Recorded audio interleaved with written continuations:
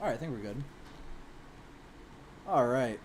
I just streamed yesterday. I'm only gonna guarantee that I'm gonna stream every Sunday, but uh, kind of felt like streaming today and just wanted to go over this. Probably make a video off of this too. We'll probably just do it during the video or during the live. It'll probably be easier that way. So let me just make sure I'm all good here. Just change the title. This.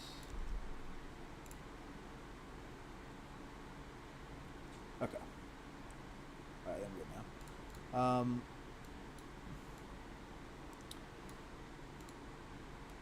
now. I literally just saw something on Instagram that made me want to add this into the title too, which is it's just been an ongoing theme of the last week. But I was on Instagram and was just scrolling, and not channel, some page that I don't even follow. I see this, and this is a slideshow of 4 pictures from Ian Garry's wife's Instagram page that I guess are still up, and now people are commenting on them.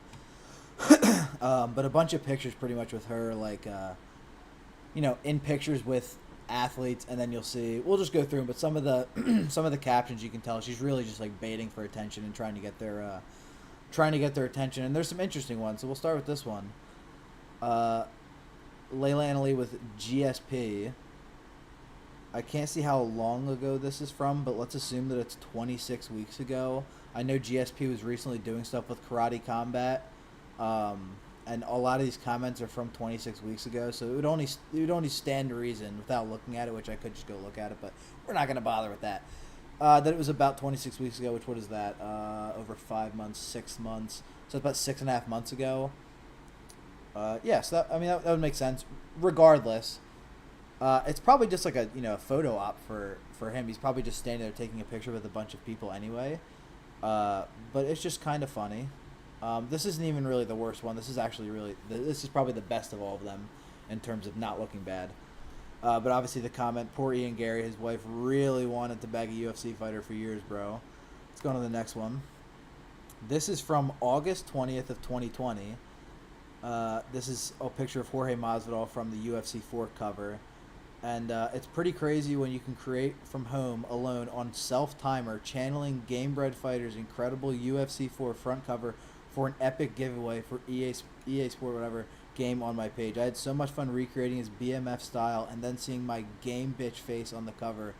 I'm a big fan of Masvidal's fight style, so it was a bloody honor to play dress up and create a fun cover in homage to him.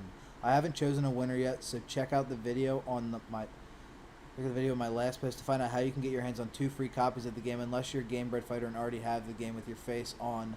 You badass motherfucker. Yeah, so I guess the defense would be, it's for some competition, whatever the fuck, something for that. But come on, dude, that's just a little. You're reaching. And obviously, back in 2020, this is pretty much like the peak of Masvidal's fame. I don't think Ian Garry was even in the UFC in that point. Let's say he might have been. Look at all the stuff that comes up is not even his fighting anymore. It's all MMA gear. It's so great. It's all pictures of Guru. Oh my god. Oh, I'm sorry. I didn't realize that it autofilled. I'm sorry. That would have been funny though. Look at all the top stuff though. All stuff about Strickland. Delete social media account following Sean Strickland's attack. Yeah, you're so mad, dude. Chris the Cuck Curtis. Yeah. Well, it's okay if someone sleeps with your wife, right, guys? Right, guys. Everybody does that, right, guys? As he's having a kid with his white wife. Anyway, let's see when he got in. Nope, not even in that. So she's already. I'm pretty sure they were together back then. They've been together for multiple years, I think. I'm pretty sure that's right. I could check that, but 3 years. I'm pretty sure they've been together, and that's kind of reaching, man. And he's obviously like peak in that division, in the welterweight division, in his division, and it's just a little weird, man. Just a little weird. But anyway, we'll move on. Next one. This one's worse. I'm not gonna lie, this one's worse. And it's because it's in person. And not only is it in person, it's from 2018, and it's with Sean O'Malley and his wife that have an open relationship. it's like tough to even say it. It's kind of tough to even say it. They look pretty comfortable. They look pretty comfortable. I'm just gonna say that. They don't look like it's their first time meeting or taking a picture together. I'm just gonna put that out there. I'm just gonna say that 2018. That was back before Sean was really in the mainstream like a lot. Because if you notice now he'll come out and say, "Oh, well, my wife, she's not. It's only me that can do it because I'm paying all of this and that." This was back before he was like really big. Like he was obviously fighting now, but so this is, yeah, come on, dude. You're gonna really have a hard time convincing me that nothing happened here, or it didn't lead to anything at some point. This was actually at the Khabib versus McGregor card too. So this is in Vegas. You know, what happens in Vegas stays in Vegas, as they say. And I just wouldn't be surprised, man. Let's just put it like that. I just wouldn't be surprised. They look comfortable.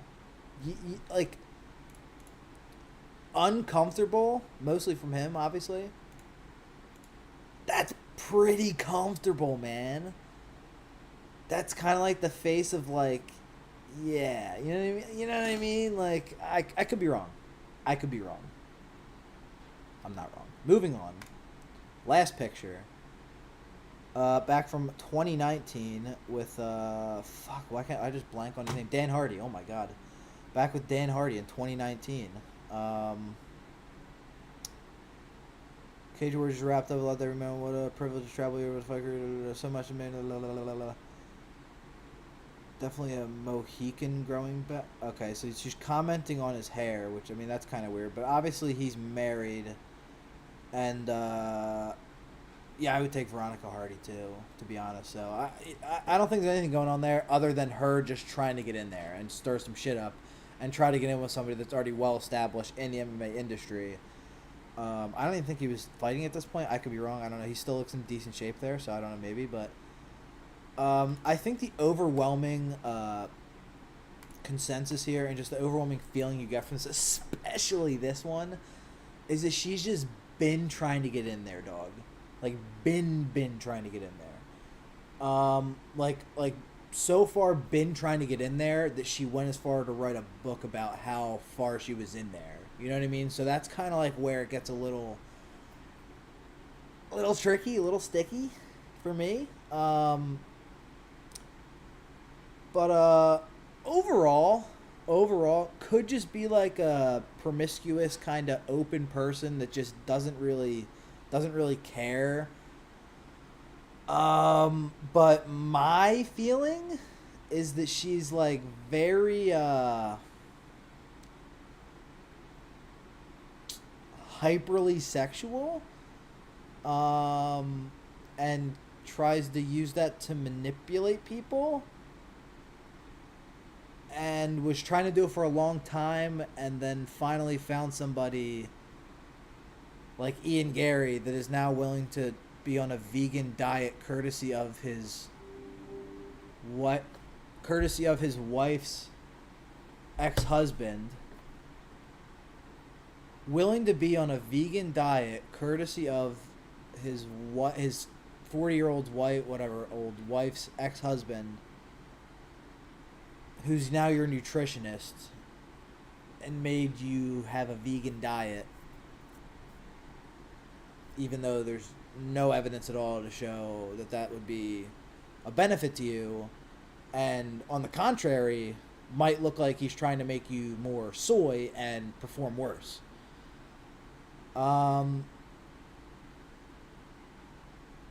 Succubus, I think, is a good word still. I think Sean Strickland, that's a good word.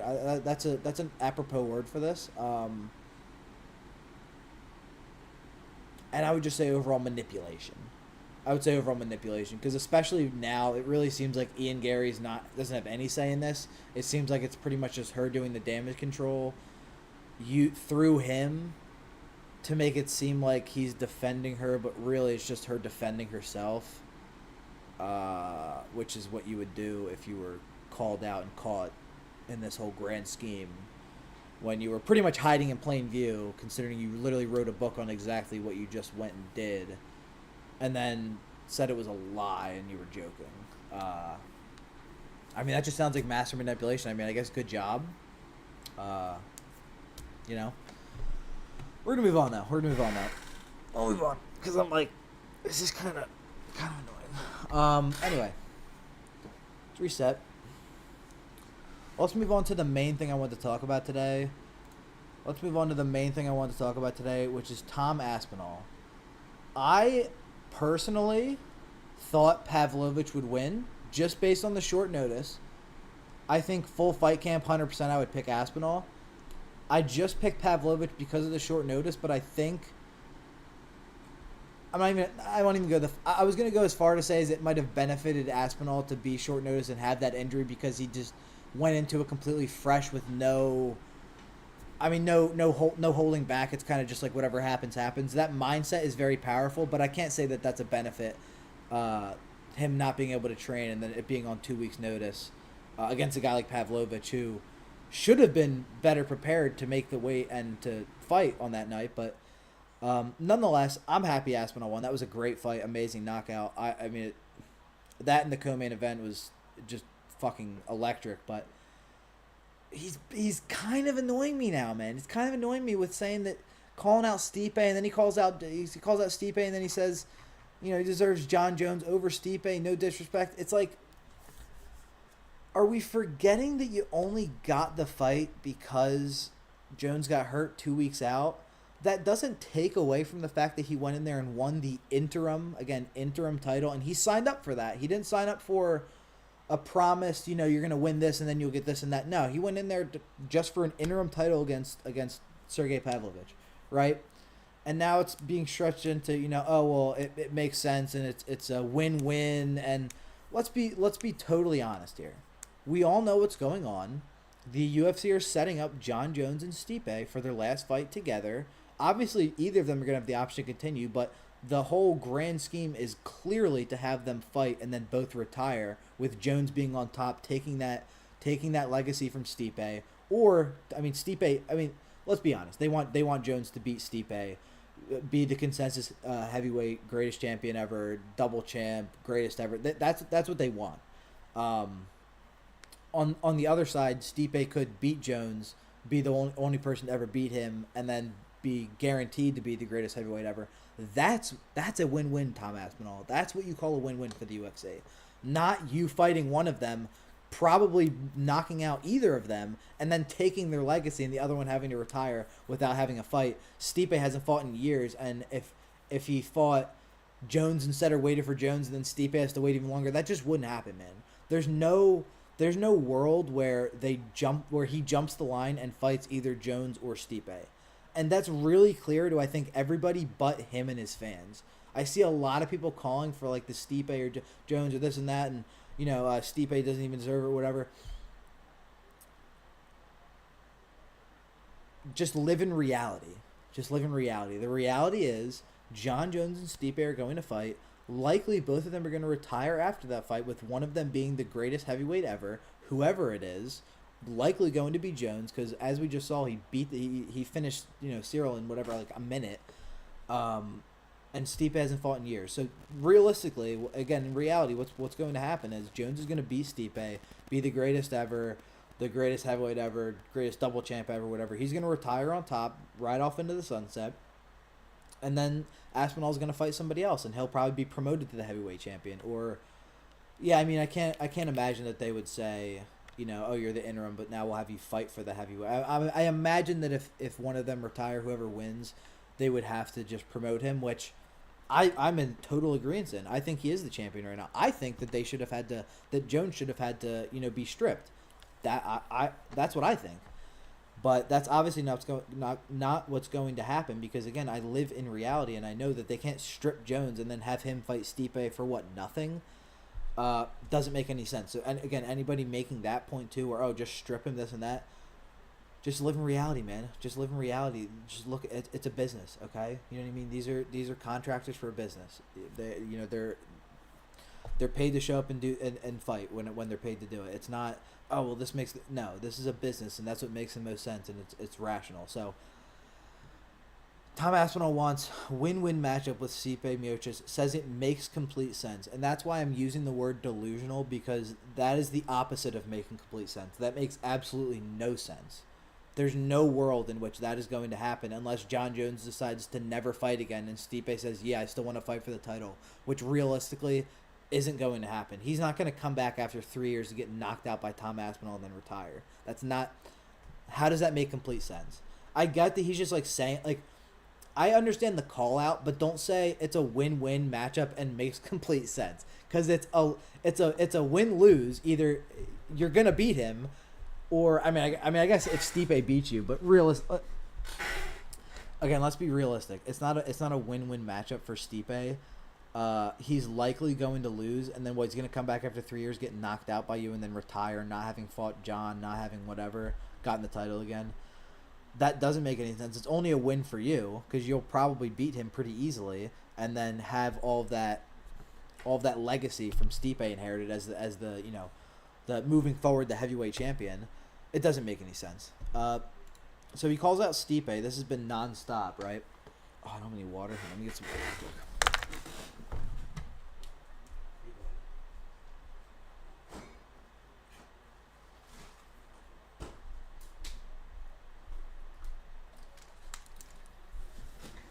Alright.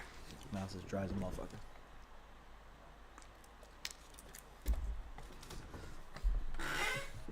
Alright, so he's been calling out Stipe since he won the title. Again, I totally understand the call out, but let's not say it's a win-win matchup and it makes complete sense, because it's the opposite of both of those things. It's only a positive for you, because they both have immense legacy, which you want, and honestly probably will build, because realistically, take a look at the division now. Pavlovich was the next dangerous guy to Aspinall. They almost had identical fight times, and Aspinall took care of him pretty easily. Again, it's on short notice, but I'm taking Aspinall at an even bigger margin on a full camp. None of this is Aspinall hate. It's just, again, reality is, saying it's a win-win matchup and makes complete sense. It's the opposite of that. This is from just 12 days ago. Says he deserves John Jones in UFC fight over Stipe Miocic. No disrespect. So obviously that's the headline, but what he exactly said was, it's also about what puts people. It's also about excitement. It's also about what puts people in seats. What people are gonna buy pay-per-views. What people are gonna buy pay-per-views. And I'm more exciting than anybody right now. I deserve a shot. I'm the champion. Again, you signed up for the interim championship fight. You're the interim champion. That's really, nobody likes that when an interim champion starts saying, "Oh, I'm the champ. I'm the champ." Nobody likes that, dude. Nobody. People didn't even like it when Oliveira got stripped of the title on the scale bullshit. Which, whatever. We won't even go into that. And people didn't even like that when he was saying he was the champ after he destroyed Gaethje in one round and didn't really miss weight, but missed weight on the scales. You're the interim champ, buddy. I mean, there's been a lot of interim champs before. They don't walk around calling themselves... I mean, I guess they do walk around calling themselves a champ in a lot of cases, but nobody likes that, man. Nobody likes that. You'll get your chance. And it'll honestly likely be being promoted to the champion, and then, be able to say, "Oh, well, I said all along I was the champion, this and that." I'm not disputing it. I'm not disputing the principle of it. I'm just saying, going around saying this shit and calling out Stipe and then calling out Jones and saying, "Oh, I deserve this and I deserve that." You were going to get your title fight, after that fight happened regardless. You were probably next up. Realistically, Pavlovich was the backup fighter. You probably were behind him, but let's just say you were next up. I think you should have been next up. The Aspinall should have been next up. You just wait your turn, then you have your title fight. You don't get put in for an interim title fight. Sign up for that. Know exactly what that is and what that would be for you, and then start saying, "I deserve this and I'm the champ." And that is why I'm using the word delusional. It simply is delusional, because you're not living in reality. You're not looking at it from an unbiased... I mean, I get it, dude. You just won you won the interim championship. You had an amazing performance coming off the couch, off an injury. And pretty much defied the odds. Amazing. I couldn't be happier, to be honest. I'm really looking forward to seeing him as the champion, but it's not...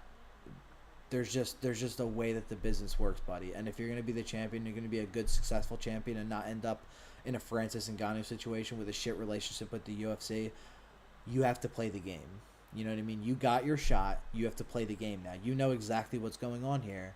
Don't be delusional and call out and say, I deserve this and I deserve Jones or Stipe or whoever. Da, da, da. We know Jones' timeline. They're going to get him back as fast as they can. I'm sure they're shooting him up every day. I'm sure they're getting him healthy. Stipe's been waiting for over 2 years. It might even be 3 years now, so he's not in a rush.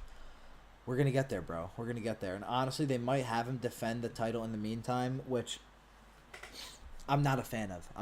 I think that they should have stripped Jones and made him the champion. But that's not the reality. We know what fight they're setting up. I'm not going to go over it again. We know it's Jones and Stipe, and the rest of the division kind of just has to wait for that. And that's just because that's going to be probably the biggest fight for the heavyweight division in the last however many years, and coming forward however many years. So that's just how it is. Simple as that.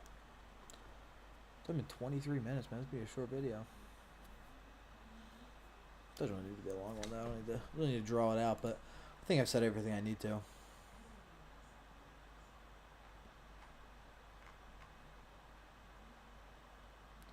Yeah, Dana White has maintained that Miocic will be the next to face Jones whenever he returns to 2024. Aspinall said he understands the decision, but believes he's done enough to steal the attention of UFC fans. That's what I'm saying. I'll just keep going back to the word delusional. It's not about stealing the UFC fans. You've already done that, man. Everybody's a huge fan. You've done something that only, maybe a couple people have ever done in history, and come in and win a title fight like that on short notice, and in that kind of fashion too. It was an amazing fight. It was so exciting to watch, and the knockout was crazy, obviously.